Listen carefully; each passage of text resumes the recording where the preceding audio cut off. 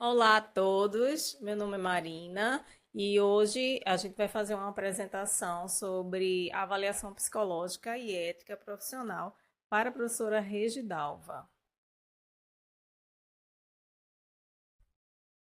O nosso grupo é composto por João Paulo, Leonardo, eu, Marina, Maria Bianca, Maeve e William. Eu vou ler a introdução e logo em seguida vou fazer a parte da história da avaliação psicológica.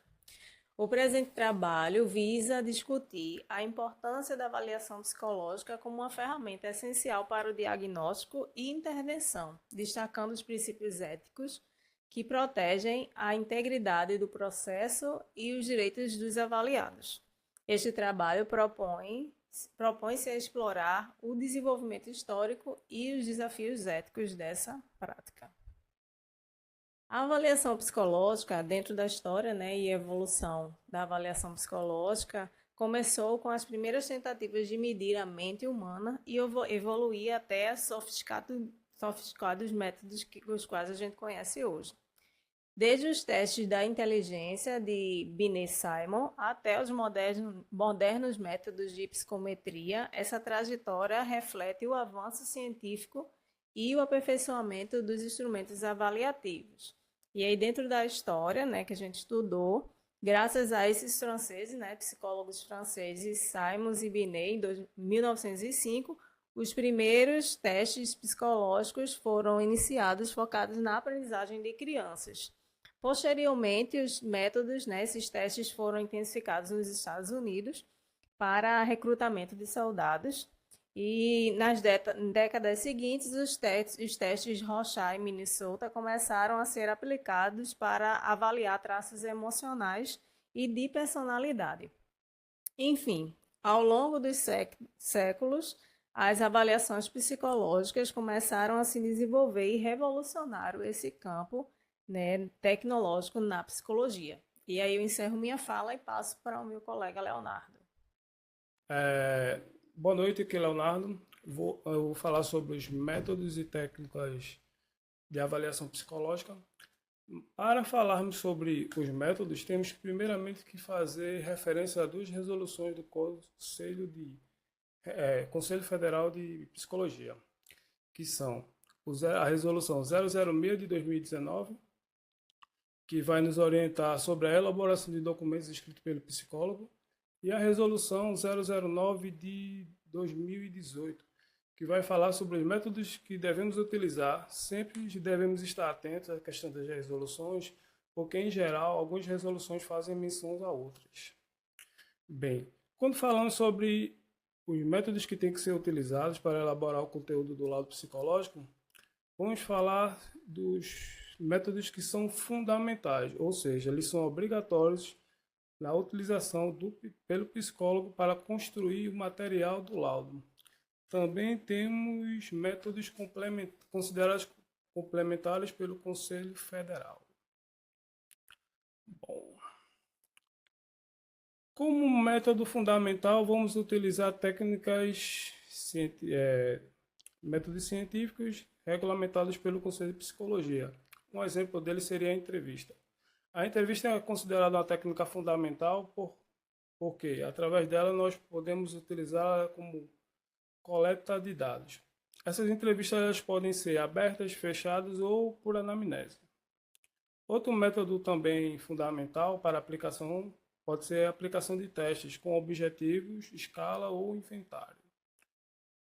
Relatório decorrente de uma observação do comportamento, ou seja, o comportamento em grupo ou individual, também é considerado fundamental.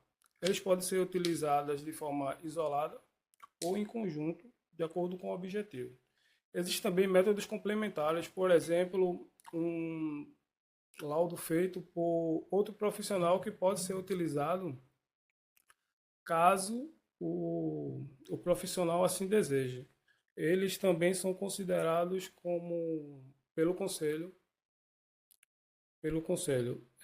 Agora eu vou encerrar minha parte aqui e vou passar para o meu colega João.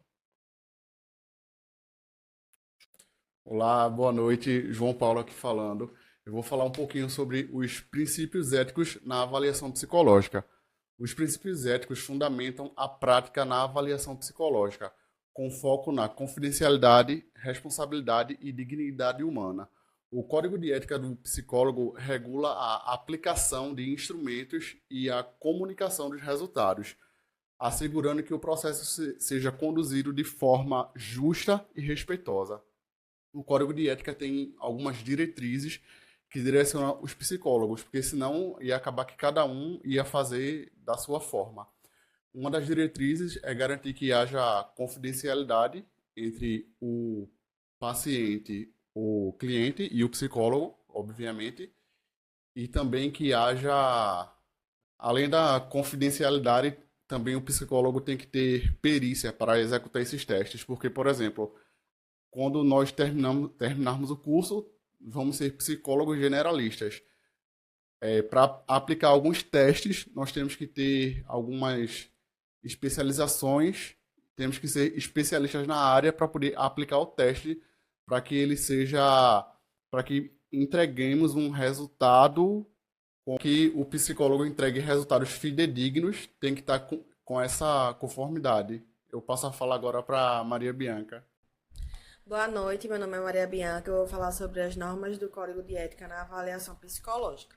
A ética na avaliação psicológica, ela implica em garantir a dignidade da pessoa e a confidencialidade das informações, utilizando resultados com cuidado e responsabilidade, evitando qualquer tipo de discriminação. Além disso, o Código de Ética orienta a importância de comunicar os resultados de forma clara e acessível, levando em consideração as condições e características dos avaliados. Tem alguns artigos no Código de Ética específicos, né, lá no Código de Ética, que eles abordam desde o instrumento utilizado para realizar, né, a avaliação psicológica, até a forma de informar para os avaliados os resultados dessas informações. Ao seguir essas normas, né, os psicólogos eles garantem, né, a saúde mental dos indivíduos e o bem-estar deles. E agora eu vou passar a palavra para o William. Olá, tudo bem? Eu me chamo William e vou falar sobre as aplicações atuais nas avaliações psicológicas. A avaliação psicológica é amplamente aplicada em áreas clínicas e organizacionais e educacionais, com novos desafios éticos surgindo em função das tecnologias digitais. É essencial que a confidencialidade e a precisão dos dados sejam preservados, especialmente em ambientes virtuais. Sendo assim, posso concluir que o desafio está em equilibrar inovação com responsabilidade ética, garantindo que a avaliação psicológica seja justa, acessível e confiável em qualquer contexto. E agora eu passo a vez para a Maeve para explicar os estudos de caso. Olá, me chamo Maeve e vou falar aqui sobre os estudos de caso. Vou dar um exemplo prático que ilustra os dilemas éticos na avaliação psicológica, que envolve o caso de uma empresa e um processo seletivo. Ela utiliza testes de personalidade para decidir sobre as contratações. Durante o processo, um candidato apresenta resultados e sugere traços de personalidade que, segundo o avaliador, ele poderia prejudicar o desempenho em situações de alta pressão. No entanto, o candidato atende a todos os outros requisitos da vaga técnica e possui sólida experiência no setor. Esse caso levanta um dilema ético muito importante, especialmente em relação à confidencialidade dos resultados e o uso responsável da informação. Para a tomada de decisões, segundo o Código de Ética do Psicólogo, é responsabilidade do profissional assegurar que os dados sejam obtidos por meio de testes psicológicos, utilizando com cautela e respeito pela dignidade do indivíduo. A decisão de compartilhar ou interpretar esses resultados devem ser fundamentada e embasada em critérios éticos, evitando julgamentos baseados em possíveis viés e preconceitos. Outro aspecto importante é a transparência e a comunicação com o candidato. O Código de Ética orienta que o psicólogo ele deve ser claro ao propósito dos testes e discutir os resultados de forma acessível. Nesse caso, a empresa poderia solicitar que o psicólogo compartilhe com o candidato as informações com o resultado, influenciando assim a decisão, permitindo a compreensão justa e respeitosa da avaliação. Além disso, é relevante discutir com o público questões como discriminação e igualdade de oportunidade. Decisões de contratação devem ser fundamentadas não apenas nos resultados dos testes, mas também em aspectos contextuais, considerando a possibilidade do desenvolvimento do psicólogo. O psicólogo deve refletir sobre os limites da avaliação psicológica e responsabilidade ética na interpretação dos dados. O uso da avaliação psicológica em contextos organizacionais devem ser balanceados com práticas inclusivas e respeitosas, garantindo que o processo seletivo seja justo e transparente. Dessa maneira, concluímos o nosso trabalho.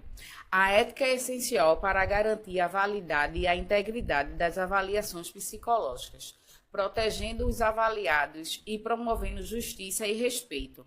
A observância rigorosa dos princípios éticos é indispensável para que a avaliação seja uma prática confiável e inclusa na psicologia.